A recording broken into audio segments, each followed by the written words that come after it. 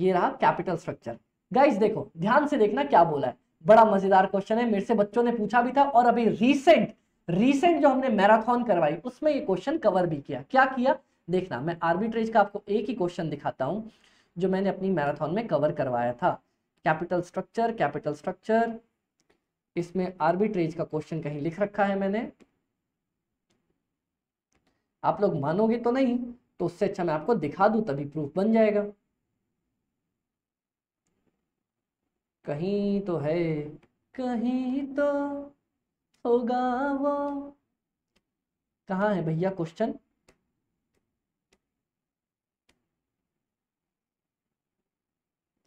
कहीं तो है भैया, यहां भी नहीं, यहां भी नहीं, यहां भी नहीं, ये भी नहीं, ये भी नहीं, ये भी नहीं। अरे मुझे याद है मैंने आप लोगों को करवाया था, कहां से करवाया था ये मुझे याद है, मैंने आप लोगों को लास्ट में करवाया था। किधर से? बुक में से उठा के। आर्बिट्रेज का एक ही क्वेश्चन बुक में दिया हुआ था, मैंने उठा के तो करवाया, लगता है इधर मेरे को दिख नहीं रहा कहीं। चलो कोई बात नहीं, अपन इसको ड्रॉप करते हैं, अपन यहाँ पे स्टार्ट कर देते हैं। मैंने उसके लिए आपको स्टेप्स भी लिखवाए थे, अगर आप लोगों को याद हो। हाँ जी अमित भाई याद तो है, आपने स्टेप्स लिखवाए थे। क्या स्टेप लिखवाए थे? सबसे पहले मैंने बोला कुछ मत करो, दोनों कंपनी की पहला स्टेप था, स्टेप नंबर 1, कैलकुलेट कर लो। Calculate value of levered and unlevered company, दोनों कंपनी की वैल्यू कैलकुलेट कर लो। कर ली भैया, नेक्स्ट क्या करूं? कुछ नहीं, sell the shares of company which has high value, जिसकी वैल्यू ज्यादा है ना उसकी शेयर बेच दो, which has high value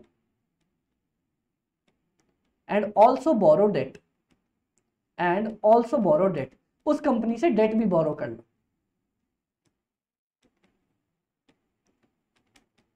to invest किस चीज के लिए? To invest in company with low value. Amit भाई समझ में नहीं आया, जरा समझा दो, पहले ये 2 स्टेप समझ में आए? ठीक है, लिख तो लिया, लिख लिया, नोट कर लिया, पॉज करके लिख लो। अब देखो, पता है मैं किसी भी बड़े और कॉम्प्लेक्स टॉपिक को बहुत आसानी से कवर करवाता हूं, इसमें अपनी मास्टर हूं, मास्टर। देखो चलो आओ, यहां पे मेरे पास 2 कंपनी दे रखी है, ए लिवर्ड है, बी अनलिवर्ड है, तो आओ मैं आपको दिखाता हूं। बी, ए अपनी लिवर्ड है ना, बताओ दोनों का ईबीआईटी कितना है? 45,000। मेरी मास्टरी है भैया, चीजें आसान करने में मेरी मास्टरी है।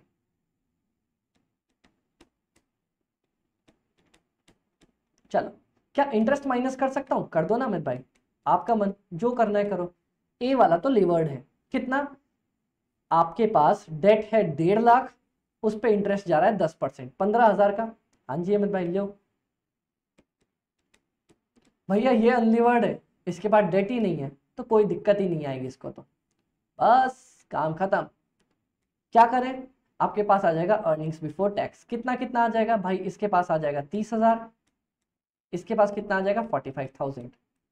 टैक्स वैक्स कुछ दे रखा है क्या क्वेश्चन में कुछ भी टैक्स ना दे रखा, तो अर्निंग बिफोर टैक्स ही मेरा बन जाएगा अर्निंग्स आफ्टर टैक्स, यही बन जाएगा मेरा earning available to equity shareholders. बस काम खत्म। इसको डिवाइड कर दो किससे? के से। कितना दे रखा है? बोलता है अमित भाई के दे रखा है 12.5%, बस काम खत्म हो गया।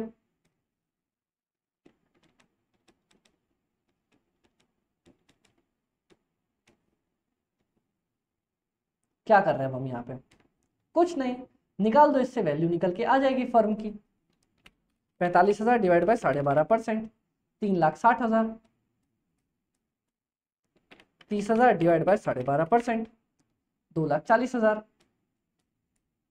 डन।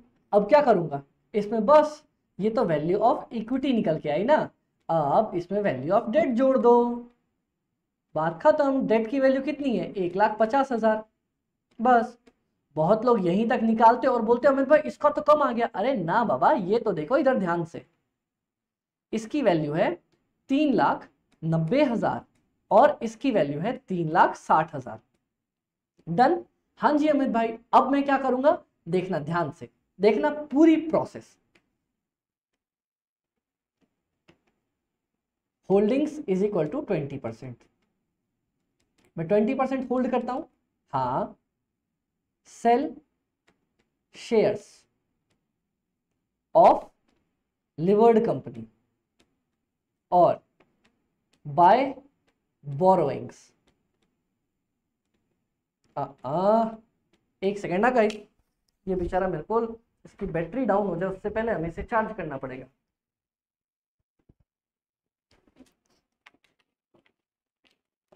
चार्ज हो जा, नाइस, शाबाश।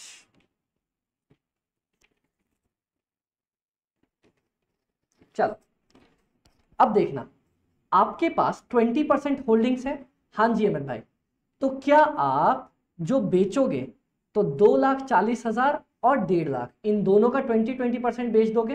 हाँ जी अमित भाई, मेरे पास होल्डिंग्स है ना, तो 2,40,000 की 20% होल्डिंग्स है मेरे पास, मैं बेच दूंगा। 1,50,000 की 20% होल्डिंग्स है मेरे पास, बेच दूंगा, बेच दो।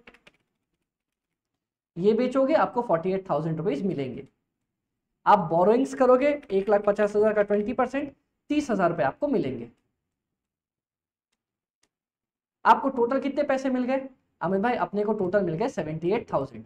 बस कुछ नहीं करना, क्या करोगे नेक्स्ट, ये पैसे उठा के ले जाओ, invest in unlevered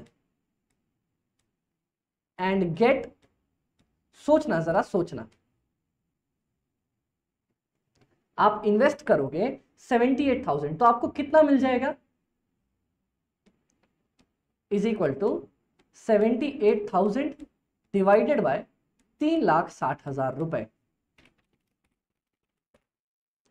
is equal to 21.67% आपको होल्डिंग्स मिल जाएंगी, मिल जाएगा।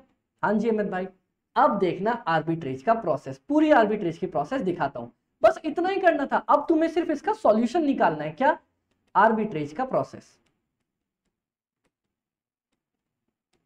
देखो कितना मजा आने वाला है।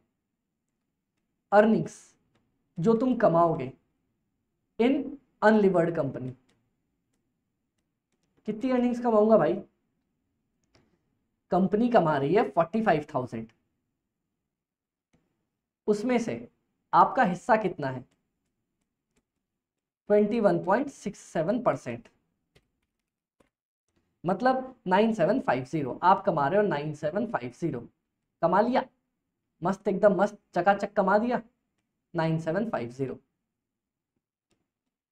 चलो, पर पूरा नहीं हुआ, क्यों, minus interest on borrowings, interest on loan from levered company. याद है ना, हमने लिवर्ड कंपनी से लोन भी खरीदा था, हाँ, कितने का खरीदा था, अरे अमित भाई 1.5 लाख का 20% का, 1.5 लाख का 20%, आपने 30,000 का लोन ले रखा था, ठीक है, कोई दिक्कत नहीं है, सब लोन लेते हैं।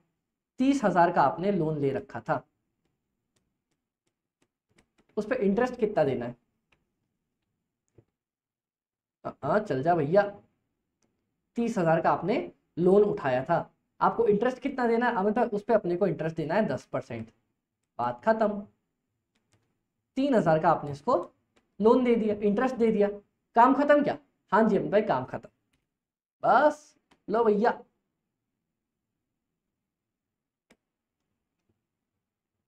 और एक चीज और देखना, एक चीज और देखना, एक चीज और देखना, क्या आपने, क्या आपने ये इसको इंटरेस्ट दे दिया, हाँ जी अमित भाई दे दिया, तो एक बात बताओ, एक बात बताओ, आपने कितना एक्चुअली में अर्न किया,